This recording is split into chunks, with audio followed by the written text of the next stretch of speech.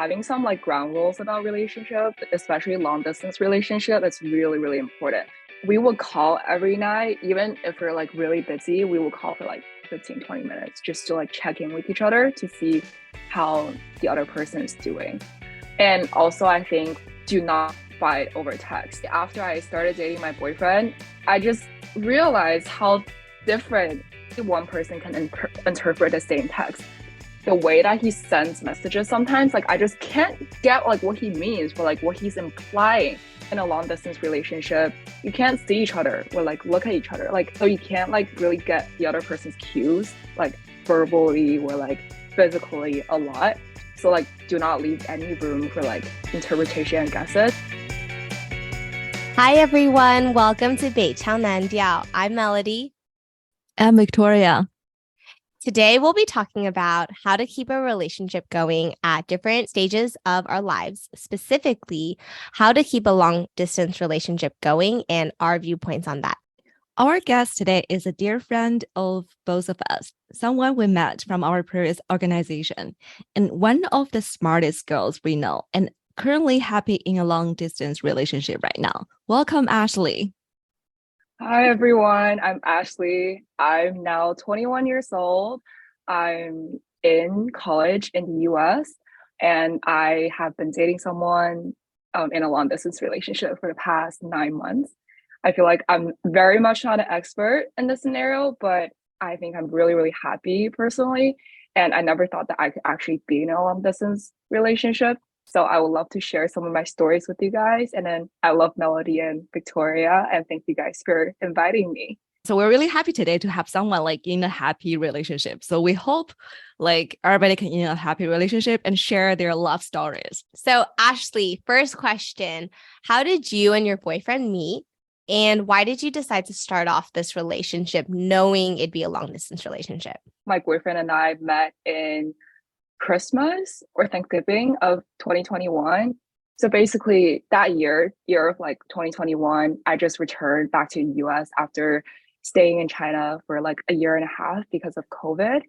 And in China, my life was actually very turbulent, like very up and down because I had like a situationship with someone the summer right before. And then he was someone who's like much older than me. So he was like, we can't date.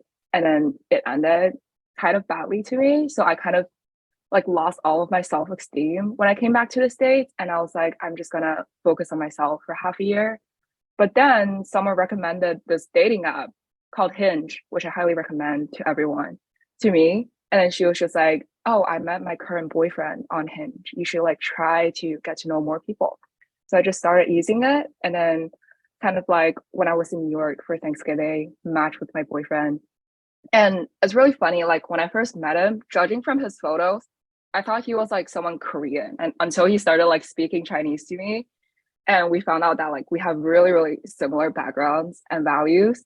Like for example, we both grew up in China and then both came to the US when we were like 14 or 15 to boarding school. And then I feel like on a spectrum, like of being like fully like an ABC, like fully American to like being fully, fully Chinese, I feel like we're both like somewhere in the middle. So I think that's how like our values and the ways we communicate really click. And I feel that we almost also have like really, really similar hobbies. We both like love singing. And then we both are big foodies. So we love exploring restaurants in NYC and BC together. And I think like the timing actually for us to kick off this relationship was really important. So I go to school and remember like there was like Omicron, like end of 2021. And my school was like virtual for a month. So I stayed in New York City to try to see like what's happening between us. Like, does this guy want to like start a relationship with me? So I feel like if it were not for this extra like 3 weeks that I stayed, I feel like we would not have had so much time to get to know each other and truly know that like we can start a relationship. And then finally, what's really funny is that the last day when I was in New York, he took me to the Empire State Building. And I think I knew something was going on because during our second date, we are gonna go. And then he was just like, oh, the tickets are too expensive. And then this time he's like, do you want to go to the Empire State Building? And then he got me tickets. And then, so on top of the Empire State Building, he was like, do you want to be my girlfriend? And then I was like, yes, of course. And then what's really sad about it is that after that day, I just went back to Georgetown to DC. And then we immediately started long distance because school started. So that's basically a spiel of how we met. I've talked to so many people about this story because I just love how we met in like an information heavy, digital heavy stage. That's wonderful. Oh my gosh. And so romantic. I'm just like visualizing how he's it sounds like a proposal, but basically asked you for your hand to be in this Yeah. relationship. Mm-hmm. Yeah. Remember, Yeah. Melody, like we talked about this before. In this time, like people don't really ask this question to like, will be my girlfriend. And your boyfriend take it so seriously and take you to like a special Yeah. location, ask you for this. So just from a friend perspective, I just want to ask Ashely, so are you happy? Yeah, I think definitely I'm really happy. I'm very content with my life right now because, okay, one of the examples, I can't stop talking about my boyfriend in front of other people. Every single person in my life right now knows that I have a boyfriend in New York City. Like even like the personal trainer that I just got at the gym knows about my boyfriend. Actually, people don't think that it's annoying. Like they think that it's like really natural and we're really cute together. So that's why we have our own like 粉丝团. We have our own like fan base. And people are like, one of my friends was like, can I be the head of your 粉丝团? Yeah, it was really funny. And I think like, especially for my close friends who saw me growing out of the toxic situationship I had in summer 2021, like they know that like I've been through like so much and I was so like not confident about myself. So a lot of people say like I'm in a very much more like a better condition, like 我状态变好了. Because like before I was always like reaching out to them, be like, I feel so bad about myself, like I need to cry. And then now they're just like, you're like really, really happy. Like we can tell just from you talking to us. So I think that's a really good sign. And I think another thing is that like I think my boyfriend has been a very good support system for me because I see a balance in our personalities. I am a like Victoria knows this, like I'm a very emotionally volatile person. My boyfriend is always there, like a good support system for me. Like he knows when to say something that's like rational and comforting and when to just like goof around. So he's like very, very patient with me when I'm going through this like kind of important stage in my life. And I think most importantly, like I don't have to be someone else. Like I can feel that I'm truly accepted because in my past relationships, I've always been struggling about like me not being good enough, me not being like accepted by my other half. But now that I can finally feel that I'm like truly accepted because my boyfriend, he affirms me a lot. He talks to me about and say like, you're so good. Like I'm really happy. Like, so we know that we're both happy in this moment. So I think that's really good. And I never thought I could like actually do that. I love that for you, Ashely. I'm so happy that you're happy. And then I mean, I feel like you're literally glowing and it's radiating through the screen right now. Maybe it's the lighting in this room that I'm in, but I'm glad. Yeah.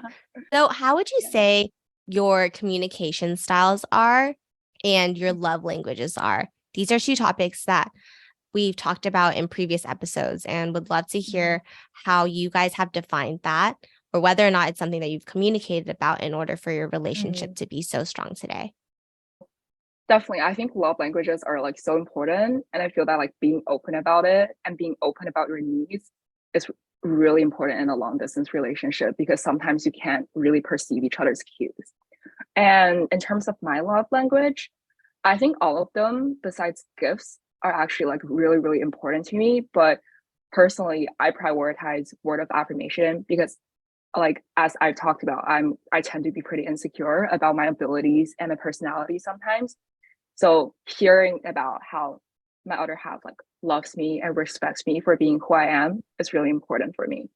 I also think act of service is really, really like value in my personal opinion. I want my boyfriend to show that like he cares about me. For example, back in like April, he was feeling really down one weekend and I just immediately like flew over to New York City to like see him and make sure that he's okay. And then he did the same thing for me too, like this year.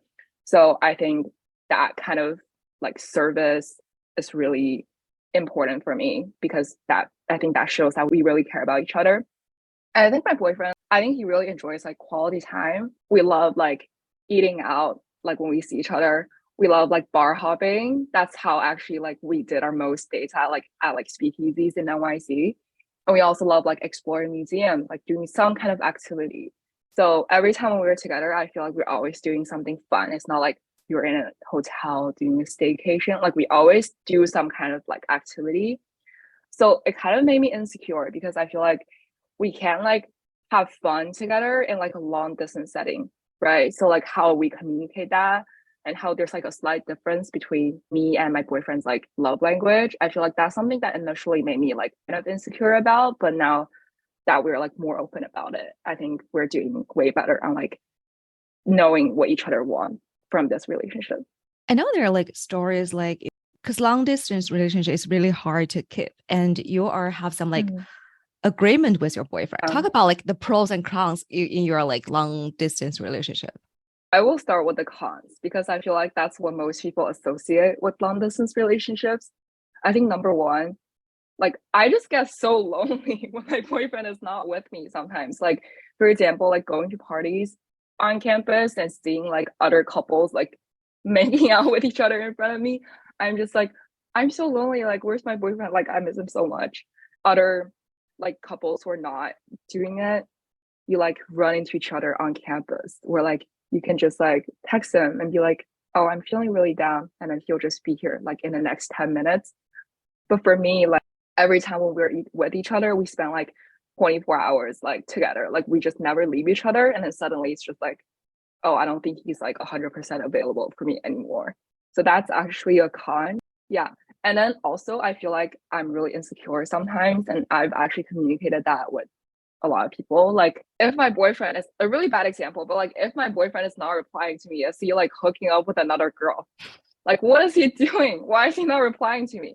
And then sometimes, like, when he's really busy, like during like our video calls, like FaceTimes, he'll be like, okay, Ashley, I need to go to sleep at like 30 minutes, like a 30-minute mark. And I was like, no, I want to talk to you. So I was just like, what the heck happened? Like, why do you want to cut our like time short? But like afterwards, like spending some more time with him over the summer, I know that he's like really, really busy because he's applying to law school at the moment. So I think like we should just be more transparent to each other. So that those are some cons that I've seen. And then I think pro, as I mentioned, like the quality time aspect is really good when you see each other. For example, like I am currently in New York City, and then we've been like bar hopping to our favorite bars, going to explore the city. I think that aspect, quality time, like the kind of like the surprise element when you see each other, like you know that like time is really, really precious when you're with each other. So you try to show, I always try to show him like the best version of myself. And also I think you have more things to like look forward to. I'm going to a concert together with him in 2 weeks. We're going to like Mayday's concert, which is really exciting for me. So you always have something to like look forward to. Like I have this app called like Days Matter on my phone, which is like a countdown for every like important date. And I always have this date that says like, oh, 下次见面, like when we're gonna see each other next time. And then it just feels so like happy for me when like the date turns like 0 or like 1, because I know that we get to see each other again. Yeah. I feel like she's just like selling this long distance relationship to us. Truly. Just like, oh, Ashely is so in love. Yeah. Yeah. Okay. So most of our listeners are already in the workplace. They're no longer in college. But how do you balance your busy life? I mean, you still have heavy workload. You still have studies, organizations to join on top of this long distance relationship. And so how do you prioritize your time, and how do you prioritize the relationship to really keep it going? And how often do you guys see each other? I think we're really, really, really lucky. So our distance is like we're on the same coast. We're both on the East Coast. He's in New York City. I'm in Washington, D.C. So if I want, I can just take the next Amtrak out and it'll be like 3 hours and then we'll just see each other. So right now we try to see each other at least every 3 weeks. I think now like our frequency is more like every like 2 weeks at least, because I think this year, one of my personal goals is to really find out that what I'm prioritizing at the moment. And I concluded that for this year is to look for a job for the summer and my relationship, because I know this is the last year that my boyfriend will be in college. He's a senior in college. So I know that these two things that I'm prioritizing. So once I notice, I feel like it's more comfortable for me to choose to give up other things so that I can maintain my priorities. For example, I quit some of my clubs in college just to make sure that I have like ample weekend time so I can travel. And I think another thing that I think we're both struggling is like how much negativity, like personal negativity you bring to this relationship. Because I'm the type of person who's very vocal about what is happening in my life. Like, for example, if I messed up an interview, or if I like hate this girl at school or something, I would just be very vocal about it. So I think there was a period of time when my boyfriend and I were both not doing too well at like job search and school and like law school application. So during our FaceTime, we'd be like, oh my gosh, I'm so tired. I don't want to talk to you. Like, but like share some stuff out. I think it's really important to be like transparent each other and like share your life out and just to be honest and like ask the other person like how she's doing or like how he's doing. Like there's gotta be something interesting that like you guys can like bond over with.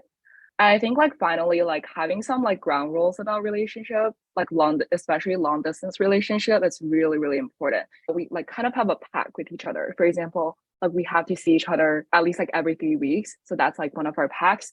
And also like if you look at each other's messages, like just reply. We understand that each other is busy, but if you know that like another person is texting you for something, like if you see it, just reply. It takes like 1 second. So I think that has made our relationship and our faith in each other like more secure. I just feel like I'm lecturing everyone, but like I'm really not experienced. This is my first long distance relationship. So yeah, take this with a grain of salt to all the listeners. Yeah. I think the texting, all of it, I was like nodding, except for the texting one where responding right when you see it. Maybe because for me, I don't text back very frequently. Like I see a lot of messages, they're always popping up on your phone. Or if your phone is connected to your laptop, like the messages are always popping up. So it's not like I don't see it, but I feel like I don't respond because like I feel like it's going to distract me from whatever is happening at the moment.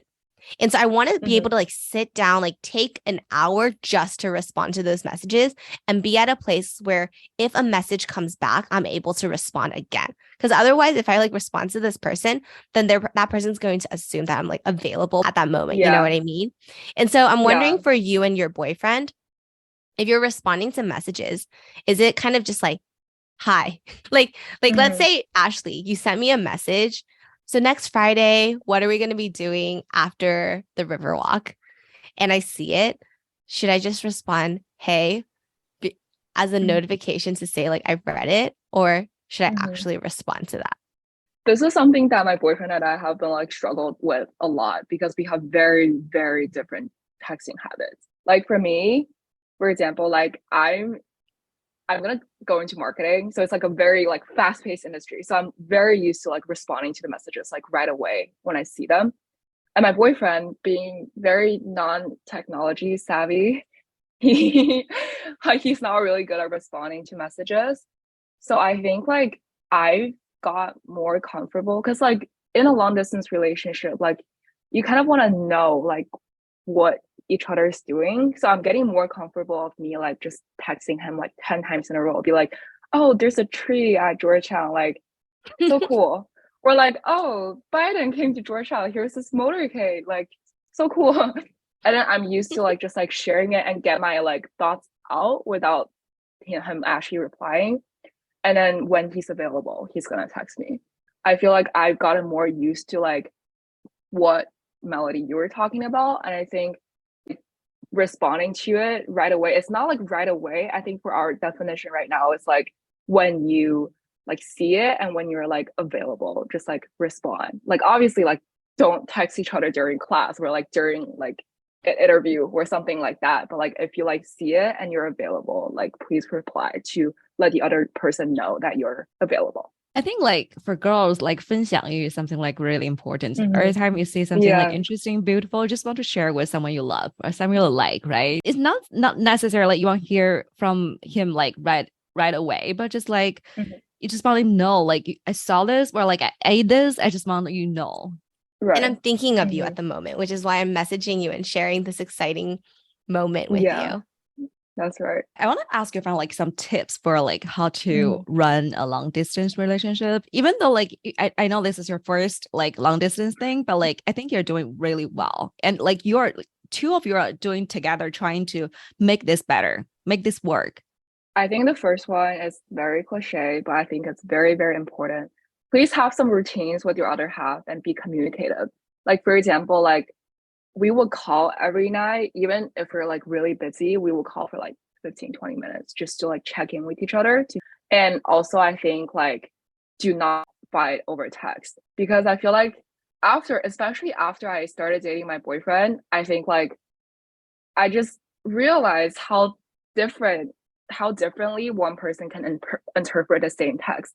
The way that he sends messages sometimes, like I just can't get like what he means or like what he's implying.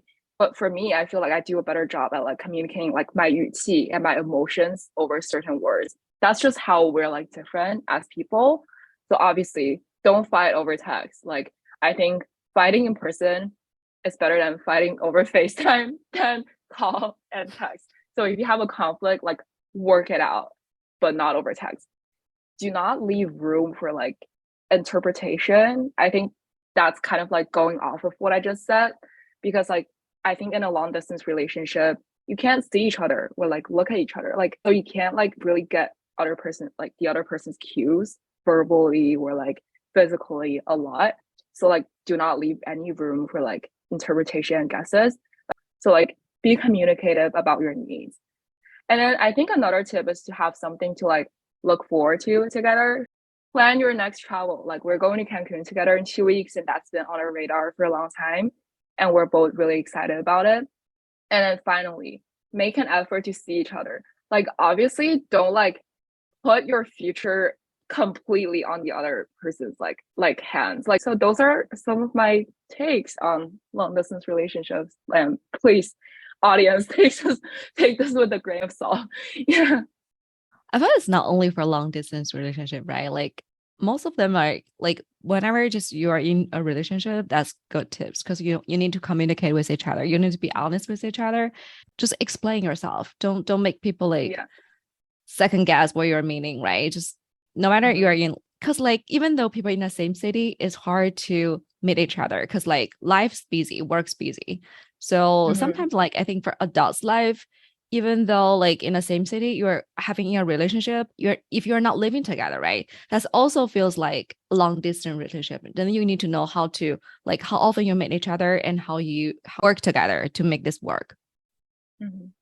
Anything else Yeah. you want to share? Yeah, actually, for one thing, like, to every person who's listening to this right now, like you will find your true love for a long period of time, especially after my traumatic summer fling. I hope he's not listening to this. Like, I was like traumatized. I was like, I will never find love again in my life. But after that time, I really took the time to try to know what I'm really looking for in a relationship. And luckily met someone who's willing to offer that to me. So I think to truly be in a relationship, you have to know like what you want and what you're looking for first. Let me ask a question. How long after you're like traumatized and until you find your like boyfriend? I would say 3 months, but again, I'm 21 years old. I'm in college. It's a fast-paced environment, so I rebound relatively quicker. So what did you Yeah. do during those 3 months to really find yourself and kind of get over that situation? Yeah. So I was really trying to know what the people are like in my university. So I came into my college thinking that I really need to take some time to find friends.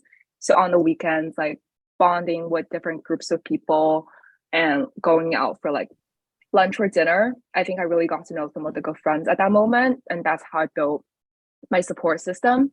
Yeah, I think that's really good advice. I think I did something quite similar because I went to China with my ex because he had found a job there.